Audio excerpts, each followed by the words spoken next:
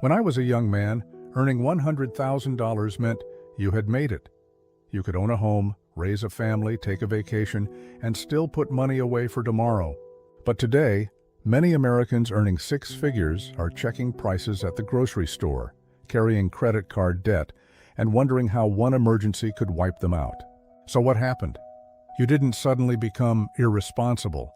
The meaning of rich changed, and most people never noticed it happening. I may have lost my sight, but I see money more clearly than most. My name is Silas Blackwood, and this is Hidden Money Files. For decades, $100,000 carried a promise.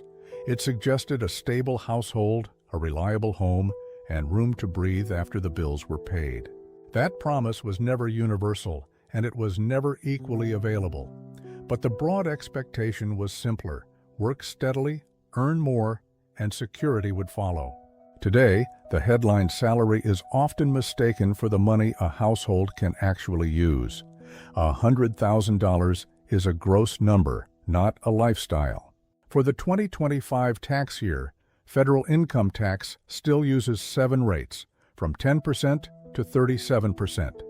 The rate depends on taxable income and filing status, not simply the salary printed on an offer letter. Then, payroll taxes take another slice. In 2025, the employee's share was 6.2% for Social Security and 1.45% for Medicare, before other deductions. Health insurance, retirement contributions, and other benefits may be valuable. But valuable is not the same as spendable. The number that matters is the deposit that reaches the account. A salary can look large from a distance and feel ordinary up close. The distance between those two views is where a great deal of financial anxiety begins. Housing is usually the largest pressure point. Rent or a mortgage does not ask whether your other bills had a difficult month. It arrives first, and it arrives every month. The Census Bureau reported that the national rent-to-income ratio was 32.8% in 2024. In other words, the typical renter was already above the 30% cost burden threshold. For homeowners, the pressure can be hidden inside a mortgage rate, property taxes, repairs, and insurance. Owning a home can build wealth, but getting through the monthly payment still requires cash flow. Then there is the grocery aisle. A slower rise in food prices does not restore the old receipt. It only means the new receipt is climbing more slowly. Transportation, utilities, childcare, medical bills, and insurance each look manageable in isolation. Together, they turn a comfortable salary into a sequence of negotiations. Childcare is a particularly sharp example. The Department of Labor reported that care costs can consume a meaningful share of family income, especially for single parents. The burden is financial and logistical at the same time. Healthcare creates a similar problem. Even insured households can face premiums, deductibles, co-pays, and surprise gaps. A high salary does not make an unpredictable bill predictable. And when the month does not balance, credit can bridge the gap. But interest turns yesterday's purchase into tomorrow's obligation, often at the exact moment the household has the least room. The New York Fed reported total U.S. household debt at $18.78 trillion in the fourth quarter of 2025, with credit card balances at $1.28 trillion. A car payment, fuel, maintenance, and time lost in traffic can quietly become another rent. The cost is not only what leaves the wallet, it is also what the commute takes from life. This is where inflation is often misunderstood. When inflation slows, prices do not go backward. The price level remains elevated. It simply rises at a slower pace. Imagine walking up a staircase. A slower pace does not return you to the bottom step. It only changes how quickly you climb. Wages can rise on paper while purchasing power still feels weak. The relevant question is not only, did my paycheck grow? It is, what can that paycheck buy now? BLS reported real average hourly earnings up 0.8% from November 2024 to November 2025. That is a real gain, but a small one against years of accumulated price increases. Now we reach the uncomfortable divide. There is a difference between earning money and owning the things that can continue producing money. A paycheck is essential. It pays for food, shelter, care, and time.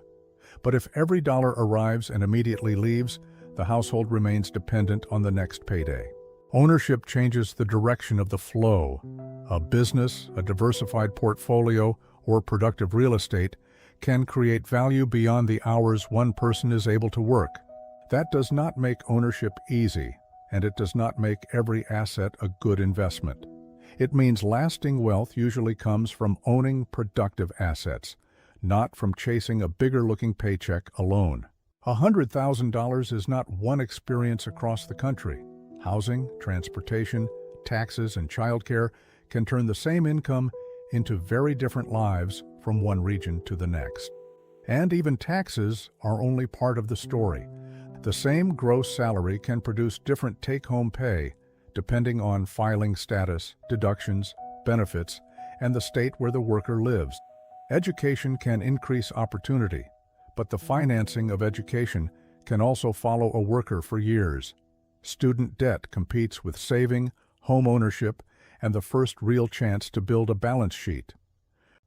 Ownership is not a moral reward, and it is not equally accessible to everyone.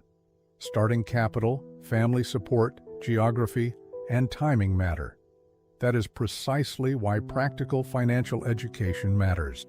The answer is not to imitate the wealthiest person you see online. It is to make the next durable move available to you, create margin, reduce expensive debt, and begin owning something productive. Over time, the balance sheet tells a clearer story than the salary headline. Income keeps the household moving. A growing gap between income and spending gives that household a chance to become resilient. That kind of progress rarely looks dramatic. It looks like fewer emergencies becoming crises, fewer dollars lost to interest, and more choices when the next difficult month arrives. First, measure wealth by what you keep, not what you earn. Track the monthly surplus, the emergency reserve, and the assets you are gradually building. Second, eliminate high-interest consumer debt. You do not need a perfect financial life to begin. You need a clear order of operations and a plan you can repeat. Third, do not automatically increase every expense when income increases. A raise can become lifestyle inflation, or it can become breathing room and future ownership. Fourth, build an emergency reserve. Its purpose is not to impress anyone. Its purpose is to keep one broken appliance, medical bill, or lost paycheck from becoming expensive debt. Fifth, gradually acquire productive assets according to your situation and your risk tolerance. No honest person can promise guaranteed returns. Patience is part of the strategy. The goal is not to look rich. The goal is to become harder to knock over. That is a quieter ambition, but it is often the one that lasts. $100,000 is still a powerful income, but it is no longer a guarantee of wealth. Your paycheck is only one part of your financial life. What matters is what you keep, what you own, and whether your money continues working after you stop. The system changed. Now your strategy must change with it. The file is open. The truth is yours. Follow the money and subscribe to Hidden Money Files. Follow the money. Find the truth.